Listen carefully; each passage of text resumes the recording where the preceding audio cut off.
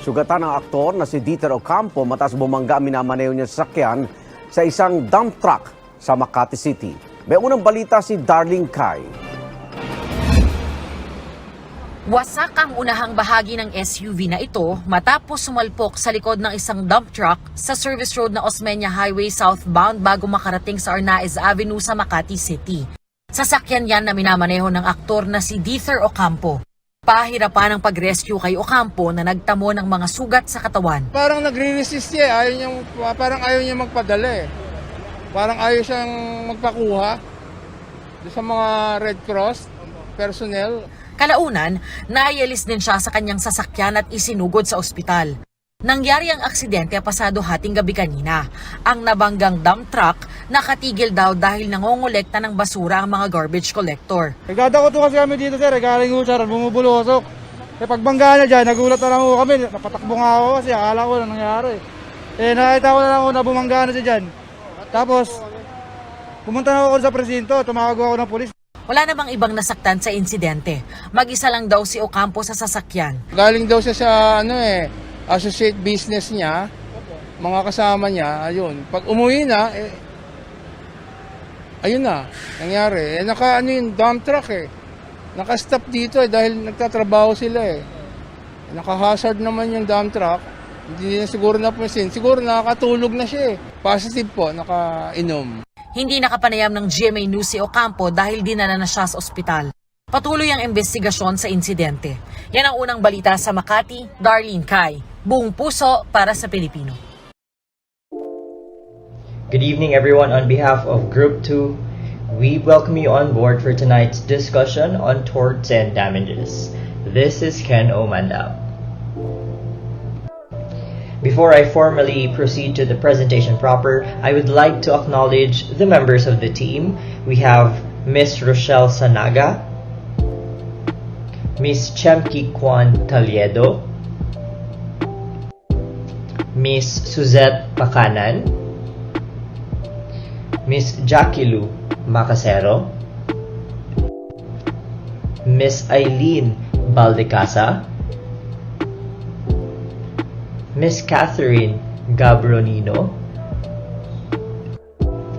Mr. Dennis J. Paras, and yours truly, Kenneth Omandam. The following are the topics covered in this presentation. The Tortfeasor, which includes first, direct tortfeasor, natural persons and juridical persons. Second, persons made liable for others.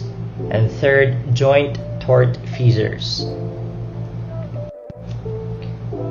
We also have proximate cause, its concept, cause in fact, efficient intervening cause, cause as distinguished from condition, and doctrine of last clear chance. Now let us proceed to the discussion proper. Direct tortfeasor may either be natural persons or juridical persons. Under the category of a natural person or persons, personal liability of which, as a general rule, one is only responsible for his own act or omission. Thus, a person will generally be held liable only for the torts committed by himself and not by another. To further understand that concept, here's a jurisprudence of Philcar Transport versus Espinas. Facts of the case: Respondent Espinas was driving his car along Leon Ginto Street, Manila. And all of a sudden, he was hit by another car. Upon verifying with the LTO, Espinas learned that the owner of the other car is Philcar, which was assigned to its corporate secretary. And at the time of the incident, such was driven by its personal driver, Timoteo Floresca. Respondent then sued Philcar for damages, in which Philcar denied liability, claiming that the incident was not due to its fault or negligence since Floresca was not its employee but that of Attorney Flor, the corporate secretary. Now the issue of the case is whether or not Philcar, as registered owner of the motor vehicle, which figured in an accident, may be held liable for the damages caused to the Espinas. The Supreme Court held that yes, Philcar, as registered owner, is deemed the employer of the driver and is thus vicariously liable under Article 2176 in relation with Article 2180 of the Civil Code. To emphasize, Article 2180 states that employers shall be liable for the damages caused by their employees and household helpers acting within the scope of their assigned tasks, even though the former are not engaged in any business or industry. The responsibility treated in this article shall cease when the persons herein mentioned prove that they observed all the diligence of a good father of a family to prevent damage. Now on to vicarious liability. Respondeat superior. The obligation to indemnify another for damage caused by one's act or omission is imposed upon the tortfeasor himself, such as the person who committed the negligent act or omission. However, the law provides for exceptions to this when it makes certain persons liable for the act or omission of another. The legal basis for this is Article 2180 of the Civil Code, which provides that the obligation imposed under 2176 is demandable not only for one's own acts or omission, but also for those of persons for whom one is responsible, such as parents, guardians, owners and managers, employers, the state, teachers or heads, and registered owner of a vehicle. This topic shall be further discussed in the following presenter. Now let's tackle on some bar questions in relation to this topic. Here's a 2003 bar question on defense, due diligence in selection. As a result of a collision between the taxicab owned by A and another taxicab owned by B, X, a passenger of the first taxicab, was seriously injured. X later filed a criminal action against both drivers. May both taxicab owners raise the defense of due diligence in the selection and supervision of their drivers to be absolved from liability for damages to X. Reason. The suggested answer for this is it depends. If the civil action is based on a quasi-delict, the taxicab owners may raise the defense of diligence of a good father of a family in the selection and supervision of the driver. If the action against them is based on culpa contractual or civil liability arising from a crime, then they cannot raise such defense. And another bar question, last 1997, on liability damage caused by employees. When would an employer's liability for damage caused by an employee in the performance of his assigned tasks be primary, and when would it be subsidiary in nature?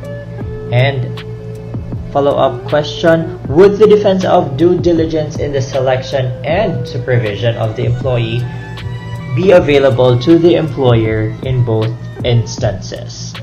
The suggested answer for this is A. The employer's liability for damage based on culpa achilliana under Articles 2176 and 2180 is primary, while that of 103 of the RPC is subsidiary. And B.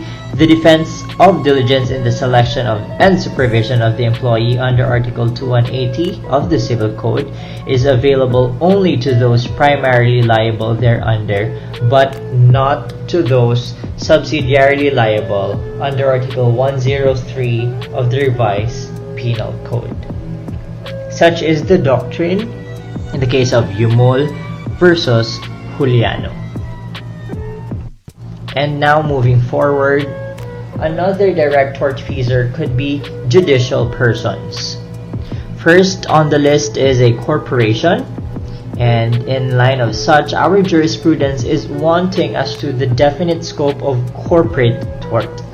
Essentially, tort consists in the violation of a right given or the omission of a duty imposed by law. And simply stated, tort is a breach of a legal duty.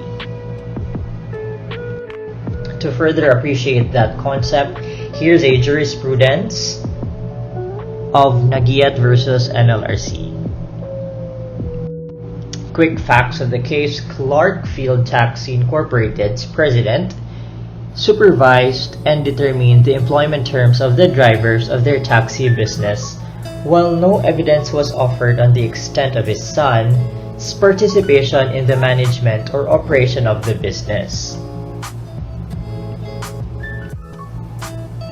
They stopped their taxi business due to the expiration of the RPUS military bases agreement, which resulted to the phasing out of Clark Air Base.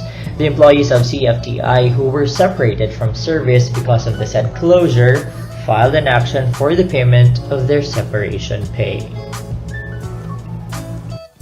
Now the issue of the case is whether or not officers of corporations are ipso facto jointly and severally liable with the companies they represent for the settlement of its corporate obligations. The Supreme Court held that no, in case of closed corporations, not all are personally liable, but only those who were actively engaged in the management or operation of the business.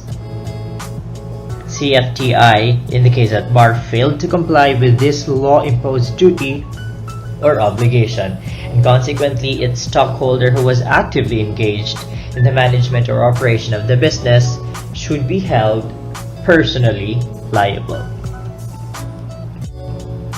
And now, with regard to shareholders' liability under a corporation, the general rule is that the stockholders of a corporation enjoy the principle of limited liability. The corporate debt is not the debt of the stockholder, and as such, being an officer or a stockholder of a corporation does not make one's property the property of the corporation. An exception of which is that when a stockholder who actively engage in the management or operation of the business should be held personally liable. And another juridical person could be local government units, and under which governmental functions the state of government agency performing governmental functions may be held liable for tort committed by its employees only when it acts through a special agent. To further appreciate such concept, here's a jurisprudence on spouses Fontanilla versus Malyaman. Quick facts of the case: a pickup owned and operated by respondent NIA or National Irrigation Administration, which is a government agency, then driven officially by Hugo Garcia, an employee of the said agency, bumped a bicycle ridden by Francisco Fontanilla, son of herein petitioners. As a result of the impact, Fontanilla and Daligo were injured and brought to the emergency hospital for treatment. However, Fontanilla was later transferred to another provincial hospital where he died. Spouses Fontanilla then instituted a civil case against respondent NIA for damages in connection with the death of their son. The issue in this case is whether or not NIA, a government corporation, can be held liable for damages caused by the negligent acts of its driver. The Supreme Court held that yes, NIA is a government corporation with a juridical personality and not a mere agency of the government. In this particular case, the NIA assumes the responsibility of an ordinary employer, and as such, it becomes answerable for damages. This assumption of liability, however, is predicated upon the existence of negligence on part of respondent NIA, specifically the negligence of supervision. Moving forward on corporate or proprietary acts, municipality is not exempt from liability for the negligent performance of its corporate or proprietary or business functions. In the administration of its patrimonial property, it is to be regarded as a private corporation or individual so far as its liability to third persons on contract or in tort is concerned. And furthermore, its contracts validly entered into may be enforced and damages may be collected from it for the torts of its officers or agents within the scope of their employment in precisely the same manner and to the same extent as those of private corporations or individuals. As to such matters, the principles of respondeat superior applies. And it is for these purposes that the municipality is made liable to suits in courts.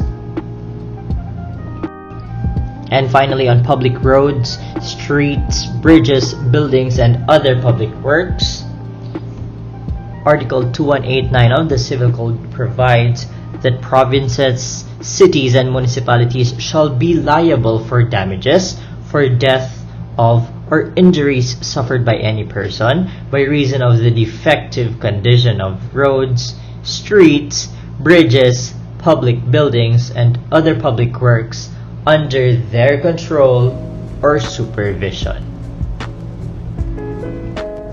That's it for the part of my presentation. Thank you, and I hope you learned a thing or two.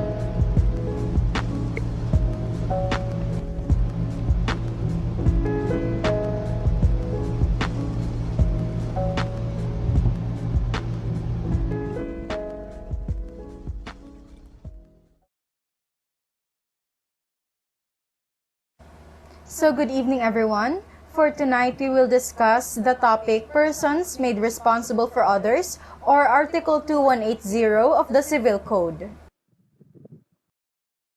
So who is liable for torts committed by a person? Actually, there are two. First, we have the tortfeasor. This refers to the person who committed the act or omission causing damage to another. And the second one, this is what we call persons who are responsible for the tortfeasor, which is actually our topic for tonight. These are parents over their minor children, guardians over their ward, employers over their employees, the state over its special agent, and teachers over their students. So these persons are liable for the negligence of those for whom they are responsible because of the relationship between them. The liability contemplated is primary and direct and not subsidiary, so that the aggrieved party may directly sue the person responsible. However, the responsibility shall cease when the persons herein mentioned proved that they observed diligence of a good father of a family to prevent the damage. The legal provisions covered are Article 2176 of the New Civil Code, which states that whoever by act or omission causes damage to another, there being fault or negligence, is obliged to pay for the damage done. Such fault or negligence, if there is no pre-existing contractual relation between the parties, is called a quasi-delict. And Article 2180 of the New Civil Code, which states that the obligation imposed by Article 2176 is demandable not only for one's own acts or omissions, but also for those of persons for whom one is responsible. What is the doctrine of vicarious liability or imputed negligence?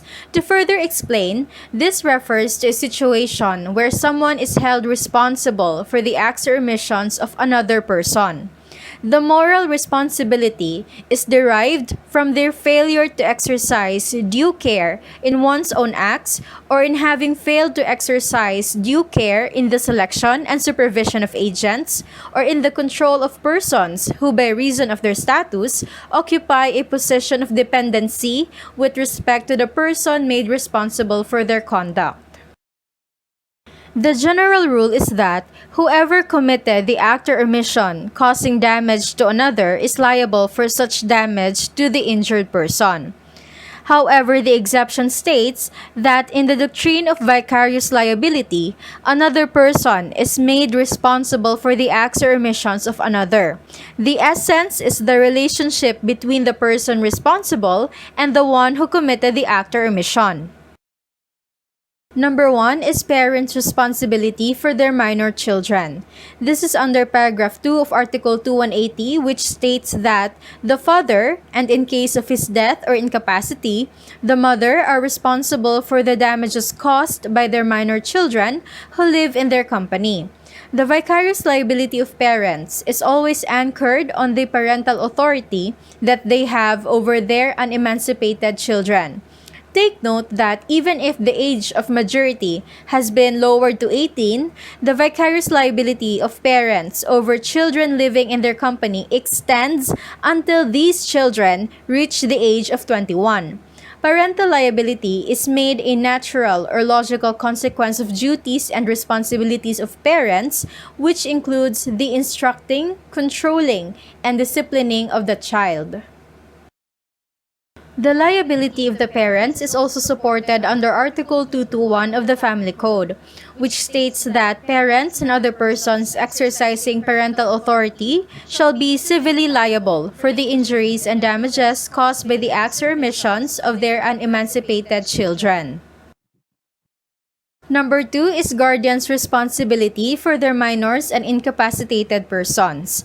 Paragraph 3 of Article 2180 states that guardians are liable for damages caused by the minors or incapacitated persons who are under their authority and live in their company. However, if the minor or insane person causing damage has no parents or guardian, the minor or insane person shall be answerable with his own property in an action against him where a guardian ad litem shall be appointed. There are 3 kinds of guardians under the law. First, we have legal guardian, who is such by provision of law without need of judicial appointment, as in the case of parents over the persons of their minor children. And number 2, we have guardian ad litem, who may be any competent person appointed by the court for purposes of a particular action or proceeding involving a minor. And number 3, we have judicial guardian, who is a competent person appointed by the court over the person or property of the ward to represent the latter in all his civil acts and transactions. And we have the vicarious liability of employers. There are 2 kinds of employers under Article 2180. First, those engaged in business. For the employer to be held vicariously liable, the negligent act must be done while in the service of the branches where he is employed or on the occasion of his functions or within the scope of his assigned task. The second one, those not engaged in business. For the employer to be held vicariously liable, the negligent act of the employee must be done within the scope of his assigned task.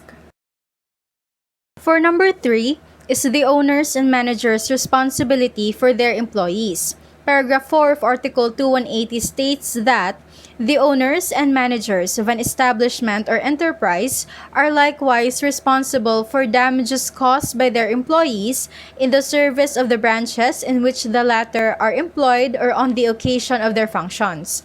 This is the first kind of employer mentioned in the previous slide. Those employers engaged in business. The employer is liable for negligence of the employee committed during the whole time that the employee is offered to work in the branch office where he is employed, but not the time it takes for him to go home from work or vice versa. Number 4 is the employer's responsibility for their employees and household helpers. Paragraph 5 of Article 2180 states that Employers shall be liable for the damages caused by their employees and household helpers acting within the scope of their assigned task, even though the former are not engaged in any business or industry. This refers to the second kind of employers mentioned in the previous slide, those employers not engaged in business. Take note that whether engaged or not in any business or industry, an employer is liable for the torts committed by employees within the scope of his assigned task. It is necessary to establish the employer-employee relationship. Although the employer is not the actual tortfeasor, the law makes him liable on the basis of the civil law principle of pater familias for failure to exercise due care and vigilance over the acts of one's subordinates to prevent damage to another. The responsibility of employers for the negligence of their employees in the performance of their duties is primary, and therefore the injured party may recover from the employers directly, regardless of the solvency of their employees. To rebut the presumption of negligence, the employer must prove two things. First, that it exercised due diligence in the selection of the employees, and second, that after hiring them, the employer had exercised due diligence in supervising them. Number 5 is the state's responsibility for its special agent. Paragraph 6 of Article 2180 states that the state is responsible in like manner when it acts through a special agent, but not when the damage has been caused by the official to whom the task done properly pertains, in which case what is provided in Article 2176 shall be applicable. The responsibility does not apply to those who performs the functions which are inherent and naturally pertain to his office. Article 2180 establishes a rule of liability, not suability.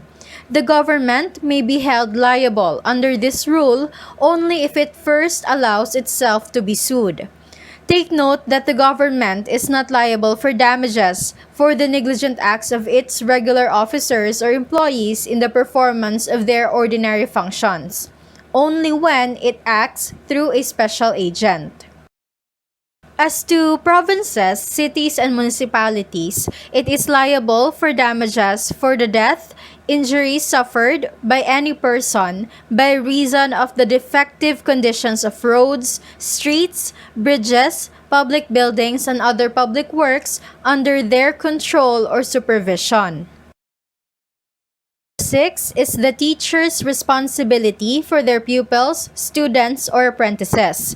Paragraph 7 of Article 2180 states that teachers or heads of establishments of arts and trades shall be liable for damages caused by their pupils and students or apprentices so long as they remain in their custody. The governing principle is that the protective custody of the teachers is mandatorily substituted for that of the parents, and it becomes their obligation to provide proper supervision of the students' activities during the whole time that they are at attendance in the school, including recess time, and to protect them from dangers and hazards, including injuries that some students may inflict. The rationale of such liability is that teachers stand to their students in loco parentis and are called upon to exercise reasonable supervision over the conduct of the child. The teacher is still held answerable by the law regardless of the student's age. Included also in the number 7 is the registered owner of a vehicle for driver, provided the owner was not in the vehicle. This is provided under paragraph 2 of Article 2184, which states that in motor vehicle mishaps, where the owner was not in the motor vehicle, the owner is liable for the driver. Insofar as third persons are concerned, the registered owner of the motor vehicle is the employer of the negligent driver, and the actual employer is considered merely as an agent of such owner. First, regardless of previous sale. Regardless of sales made of a motor vehicle, the registered owner is the lawful operator insofar as the public and third persons are concerned. Consequently, it is directly and primarily responsible for the consequences of its operation. Second, regardless of employer-employee relationship. Whether there is an employer-employee relationship between the registered owner and the driver is irrelevant in determining the liability of the registered owner. This is because the law holds the registered owner primarily and directly responsible for any accident, injury, or death caused by the operation of the vehicle in the streets and highways. And third, presumption of negligence against the driver. It is disputably presumed that a driver was negligent if he had been found guilty of reckless driving or violation traffic regulations at least twice within the next preceding 2 months.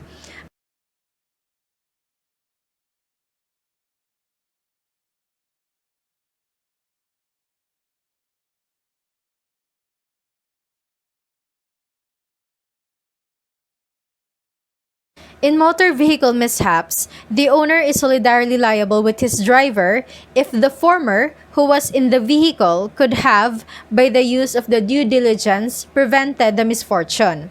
And take note that an owner of a vehicle cannot be held liable for an accident involving the said vehicle if the same was driven without his consent or knowledge and by a person not employed by him. What is the defense of persons made liable for others? The responsibility under this article shall cease when the persons herein mentioned prove that they observe all the diligence of a good father of a family to prevent the damage. The persons made responsible may also ask for reimbursement. Number 1, by payor. Whoever pays for the damage caused by his dependents or employees may recover from the latter what he has paid or delivered in satisfaction of the claim. Number 2, by minors or insane person's property if no parent or guardian. If the minor or insane person causing damage has no parents or guardian, the minor or insane person shall be answerable with his own property. And number 3, by possessor or user of animal. The possessor of an animal or whoever may make use of the same is responsible for the damage which it may cause, although it may escape or be lost.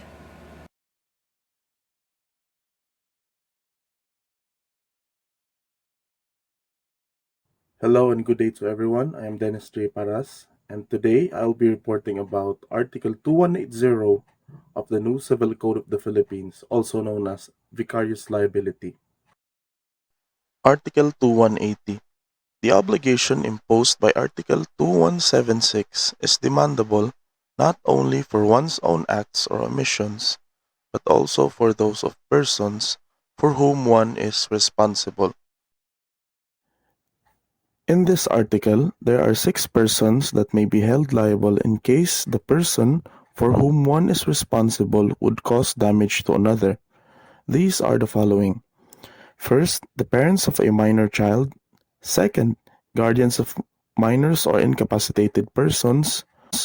Third, owners or managers of an establishment or enterprise. Fourth, employers. Fifth, the state. And lastly, teachers or heads of establishments of arts and trades.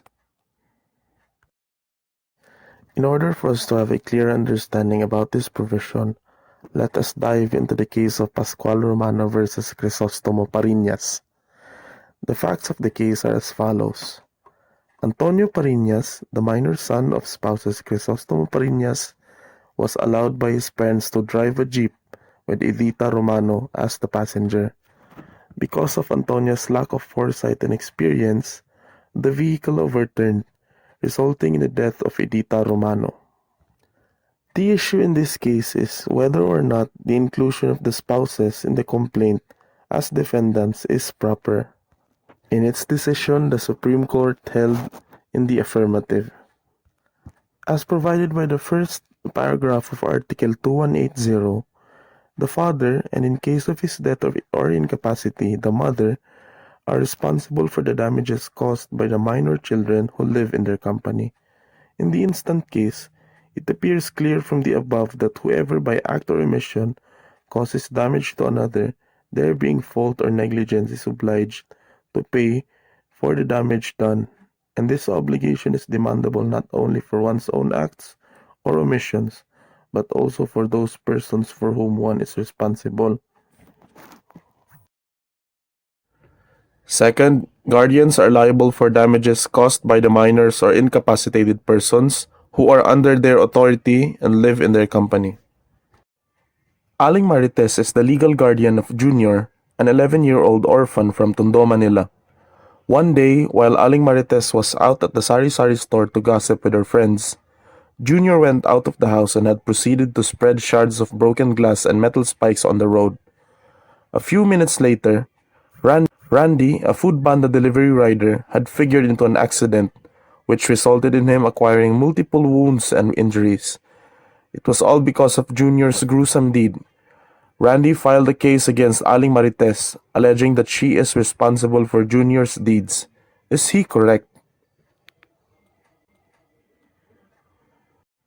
The answer is yes. As provided by Article 2180, Paragraph 2, guardians are liable for damages caused by the minors or incapacitated persons who are under their authority and live in their company. This means that as Junior's guardian, Aling Marites is liable for the damages that was caused by Junior's childish prank. Hence, Aling Marites may be held accountable for Junior's actions. Third, the owners and managers of an establishment or enterprise are likewise responsible for damages caused by their employees in the service of the branches in which the latter are employed or on the occasion of their functions. Quan was employed by Bahala na taxi company as one of its taxi drivers. While he was currently on the lookout for potential passengers, he decided to turn his car radio out loud.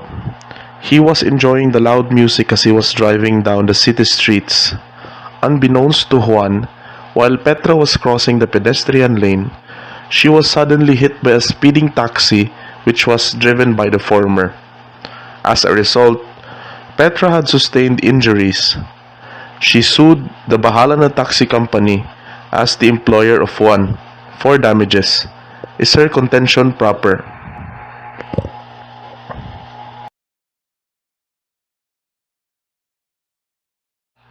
The answer is yes. As stated in Article 2180, Paragraph 3, the owners and managers of an establishment or enterprise are likewise responsible for damages caused by their employees in the service of the branches in which the latter are employed or on the occasion of their functions. In this scenario, Bahala na taxi company is the employer of Juan. This means that Bahala na taxi company can be held liable for the injuries that were sustained by Petra due to the negligence of one of its driver, Juan. Hence, Petra is correct. Second, the employers shall be liable for the damages caused by their employees and household helpers acting within the scope of their assigned tasks, even though the former are not engaged in any business or industry. Fifth, the state is responsible in like manner when it acts through a special agent, but not when the damage has been caused by the official to whom the task done properly pertains, in which case, what is provided in Article 2176 shall be applicable.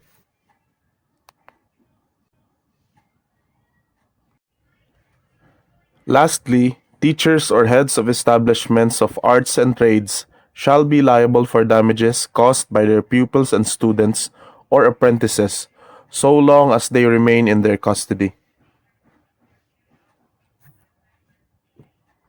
Mrs. Natividad is the advisor of the students of grade 12 Calachuchi of the San Rio College.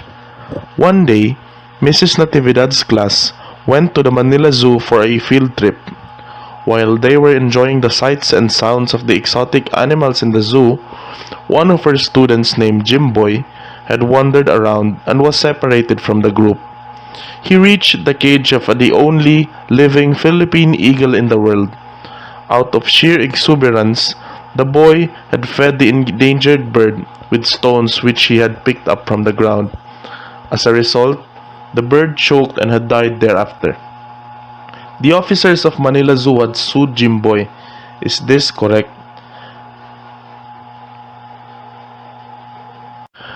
The answer is no. As provided by Article 2180, Paragraph 6 of the New Civil Code, teachers or heads of establishments of arts and trades shall be liable for damages caused by their pupils and students or apprentices so long as they remain in their custody. In this scenario, Mrs. Natividad and the Sanrio College are liable for the death of the eagle that was caused by Jimboy, a student under their care. Hence, Mrs. Natividad and the Sanrio College are liable for Jimboy's actions. Joint Tortfeasors presented to you by Group 2. So, who are joint tortfeasors?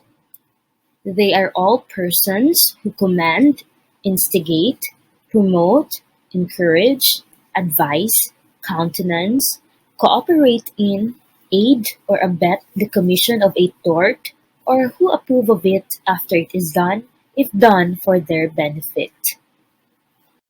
What is the liability of joint tortfeasors? Under Article 2194 of the Civil Code, the responsibility of two or more persons who are liable for quasi-delict is solidary, and the sharing as between such solidary debtors is pro rata. As cited in Singapore Airlines Limited versus Court of Appeals. Obligations arising from torts are by their nature always solidary. They are each liable as principals to the same extent and in the same manner as if they had performed the wrongful act themselves. They are jointly and severally liable for the tort which they commit, as cited in the Forge Cement Philippines Incorporated versus Continental Cement Corporation case. Joint tortfeasors are not liable pro rata. The damages cannot be apportioned among them except among themselves. They cannot insist upon an apportionment for the purpose of each paying an aliquot part. They are jointly and severally liable for the whole amount. A payment in full for the damage done by one of the joint tortfeasors of course satisfies any claim which might exist against the others. There can be but satisfaction, as cited in the case of Ngo Sin Sing versus Lee Sing Giap and Sons Incorporated. So, who may the person injured sue? He may sue all the joint tortfeasors or any number less than all. Each is liable for the whole damages caused by all, and altogether they are jointly and severally liable for the whole damage. Can the person sued alone make as a defense that all tortfeasors are not joined as defendants? No. It is no defense for one sued alone that the others who participated in the wrongful act are not joined with him as defendants, nor is it any excuse for him that his participation in the tort was insignificant as compared to that of the others. Can there be contribution between joint tortfeasors? The answer is no. There is no contribution between joint tortfeasors whose liability is solidary, since both of them are liable for the total damage. Where the concurrent or successive negligent acts or omissions of two or more persons, although acting independently, are in combination the direct and proximate cause of a single injury to a third person, it is impossible to determine in what portion each contributed to the injury, and either of them is responsible for the whole injury. Where their concurring negligence resulted in injury or damage to a third party, they become joint tortfeasors and are solidarily liable for the resulting damage under Article 2194. What can the solidary debtor as joint tortfeasor recover from co-debtors? Solidary debtor who effected payment to the creditor may claim from his co-debtors only the share which corresponds to each, with the interest for the payment already made. Such solidary debtor will not be able to recover from the co-debtors the full amount already paid to the creditor, because the right to recovery extends only to the proportional sale of the co-debtors, and not as the particular proportional share of the solidary debtor who already paid. Can the release of one tortfeasor operates to all? The answer is no. Under American jurisprudence, three rules have developed from which it answers with the question of whether the release of one joint tortfeasor releases other tortfeasors who are not parties to or named in the release.